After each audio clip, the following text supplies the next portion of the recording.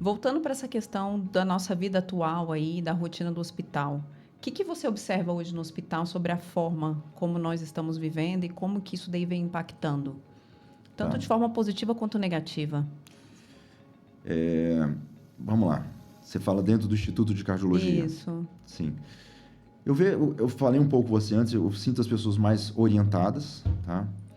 É óbvio que a gente vive em um país onde o acesso à informação de base ainda é muito deficitária e no Instituto faz um trabalho sensacional, é um hospital que presta serviço para a Secretaria de Saúde do Distrito Federal e a gente atende muitas pessoas humildes, pessoas que não tiveram as informações devidas e a gente vê essa diferença mesmo, que a falta da informação de base, como é que chega a uma complicação final, que é onde chega na minha mão. Chega um infartado, chega com insuficiência cardíaca. Tá? Essa é a base da população que eu ainda sinto que aí são problemas de longo prazo para corrigir, isso realmente não é brincadeira, do nosso país, de estudo da base, de entender mesmo o que é, por exemplo, um carboidrato, o que é uma proteína. Eles realmente, grande parte da população humilde hoje, ela não tem essa consciência, ela não consegue entender muito bem. E não entendendo muito bem, ela não acha que está fazendo nada de errado. Em termos de se alimentar de qualquer forma, de não se exercitar. Tem que ver, muitas das vezes, o trabalho do dia a dia é pesado e ela não consegue fazer o exercício físico. Uma coisa importante da gente diferenciar é a atividade física diária do exercício físico. Aquela pessoa que tem um trabalho onde ela tem uma atividade intensa, um trabalhador em obra, um trabalhador rural, obviamente, ele tem vantagem em relação ao médico, ao advogado que fica o dia inteiro sentado. Mas não substitui o benefício do exercício físico. Tá? A definição de exercício físico, ele é uma atividade física sistematizada e periodicidade. E tem uma falhou aqui. Ela é sistematizada e organizada. Tá? Então, não é qualquer atividade física que é exercício físico. Perfeito. Tá? E o exercício físico, hoje, nós temos, tanto na cardiologia quanto na medicina do esporte, parâmetros bem interessantes. Qual que seria o mínimo para você atingir uma proteção cardiovascular que seja interessante para a maior parte da população? Não, que interessante. Imagino eu que deve estar muito ligado também pela questão hormonal, né? Porque quando você está fazendo um exercício físico, você reduz o seu nível de estresse. E se você está na atividade do dia a dia, nem sempre. O exercício ele atua não só para a saúde cardiovascular, mas tem realmente efeitos aí em termos de controle de estresse, de depressão, controle hormonal. Na hora que você faz o exercício físico, a gente tem ciclos do hormônio dentro do exercício físico, então você pode fazer um estresse no organismo. Na verdade, o exercício físico ele faz um estresse. Tá?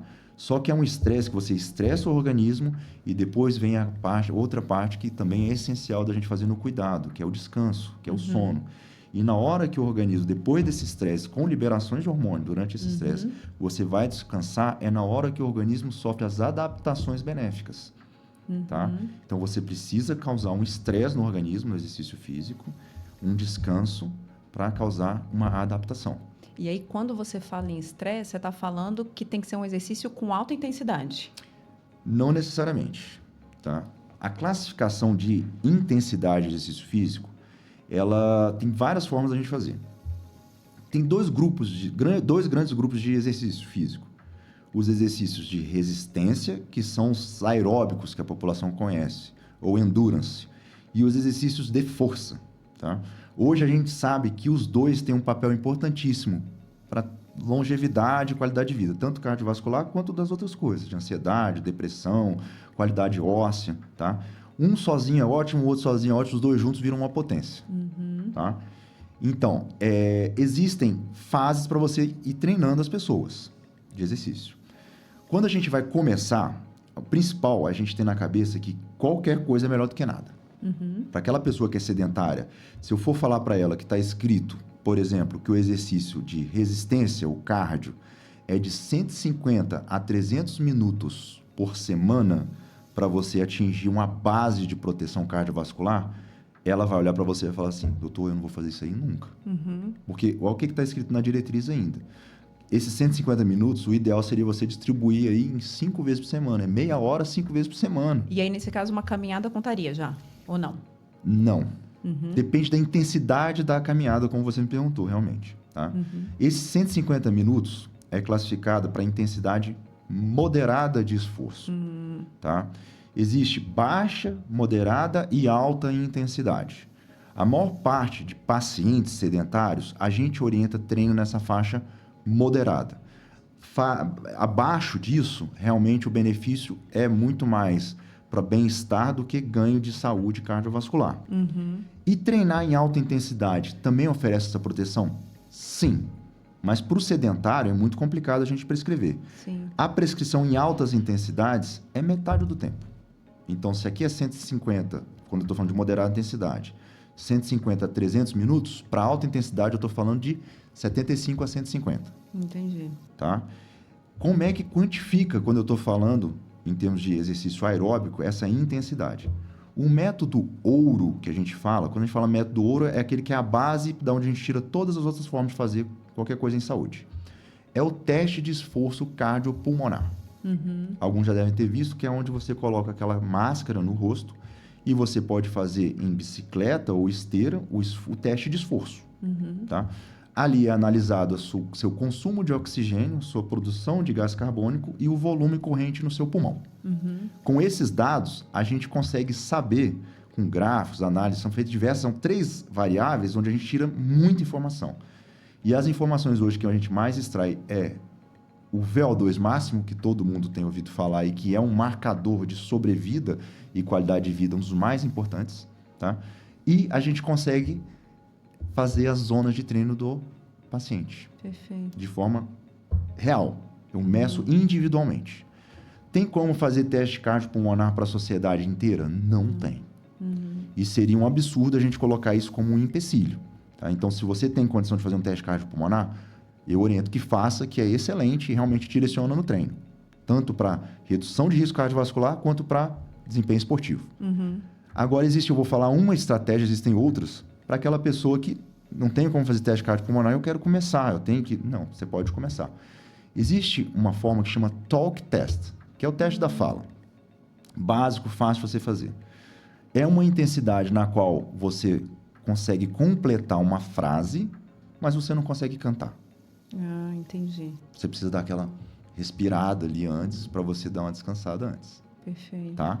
Então, se você não está nem completando frase, provavelmente você está na alta intensidade. Sim. E se você está cantando, você está em baixa intensidade, Sim. você vai ter ganho? Tem, igual eu falei. Qualquer coisa é melhor que nada. Mas não consegue chegar nessa faixa que é a direção hoje das sociedades, da proteção cardiovascular. Muito bem. Esse foi um resumão que eu fiz quando a gente está falando do aeróbico. Sim. E a força? A força é outro bloquinho aqui que a gente faz. A força, teoricamente, é mais fácil para seguir as diretrizes. Aqui a gente não está falando para você ficar fortão, nada disso. Aqui a gente está falando de saúde cardiovascular. Seriam de 2 a 3 treinos semanais. 2 seriam suficientes, vamos falar assim. De 30 a 45 minutos de exercícios que envolvam exercícios que envolvam grandes musculaturas. Sim. Tá? Multiarticulares. Empurradas, puxadas, agachamentos. Tá? 2 vezes por semana, 30 minutos para proteção cardiovascular. E um detalhe. Progressão de carga. Isso está na literatura. Tá? Se está ficando muito fácil ali para você fazer, provavelmente o seu ganho também está ficando mais baixo em relação a cardiovascular e ganho de massa muscular. Tá? Você tem que ter alguma dificuldade. Melhor método ouro. Academia, personal trainer, fazer uma coisa que a gente faz, que é medir o seu 1RM, que é a sua repetição máxima. Em cima da repetição máxima, a gente faz um percentual que você vai fazer de carga. Doutor, precisa disso para a população em geral? Não. Como é que a gente orienta? Você pode fazer com peso corporal, você pode fazer com bandas elásticas, ou você pode fazer em academias, tanto com aparelhos quanto peso livre. Eu sou um defensor aí de peso livre absurdo. Eu acho que traz mais estabilidade, você acaba se protegendo de lesão muito mais do que as máquinas. Então, hoje eu sou um defensor de peso livre. Tá? Perfeito. Então, é mais ou menos isso. Você comentou de grandes musculaturas. Isso. Né? E aí eu já tinha visto um estudo, algo que falava da importância de você fazer treinos de perna. Seria por causa disso? Pela extensão da musculatura? Exatamente. Pelo volume muscular do seu quadríceps. Entendi. E aí é uma proteção para o coração. E outra coisa também, eu falei esses 2 blocos, mas tem um terceiro bloquinho aqui, Aham. que é de equilíbrio e mobilidade. Aqui entra em diretriz a partir de 65 anos, Sim, como diretriz. Agora, cabe para os outros todos? Também cabe, sim. tá? E a gente, por que eu citei isso agora que você me falou dos membros inferiores? Porque o membro inferior está extremamente relacionado com o risco de queda de idoso. Uhum. Quando a gente está falando de um idoso sarcopênico, sarcopenia não é você só perder massa muscular. Sarcopenia é você perder massa muscular e função muscular. Tá? Então, uma das maiores causas de perda de função em idoso é queda. Uhum. Fratura de fêmur, traumatismo crânioencefálico. Então, você tem uma musculatura das pernas maior, você tem uma estabilidade maior, você consegue se levantar, você consegue ter um equilíbrio maior. E o volume do músculo da perna é maior também, você tem um gasto energético ali que justifica porque é tão importante o treino de perna. Uhum. Tá? Existem outras teorias a respeito de treino, tanto de musculação, quando você fala em diminuição de demência, essas coisas. Nem tudo foi esclarecido. Uhum. Existem, por exemplo, uma vertente que o pessoal fala que pode estar muito relacionado com a socialização, Uhum. a diminuição de demência, Sim. com o exercício físico. Fora a liberação de mediadores anti-inflamatórios, controle hormonal, controle cardiovascular, o convívio social hoje é um pilar de saúde. Sim. Tá? O controle de estresse e convívio social. Então, aquele senhor, aquela vozinha que ficava em casa sozinha, você tira, coloca ela numa academia de ginástica, ela começa a conversar de tudo. Ela começa a fazer uma fofoca. Ela vai ali e aquilo ali retarda a demência. É uma teoria, que não seja só o fortalecimento dos membros inferiores. Sim. É difícil a gente pensar por onde começa, né? E Ah. naturalmente um puxa o outro. Eu Exatamente. vejo muito por mim. Se eu não estou fazendo nenhuma atividade física, é muito mais difícil manter uma alimentação regulada. Porque parece que seu corpo pede algo mais prazeroso.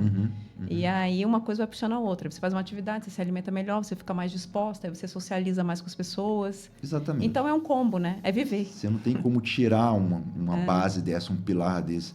Se você tira um pilar desse, a mesa fica bamba. Fica bamba. E a gente fala, se você não dorme bem à noite, Isso. você já acorda indisposto para fazer atividade física, e aí uma coisa vai puxando a outra, né? Exatamente.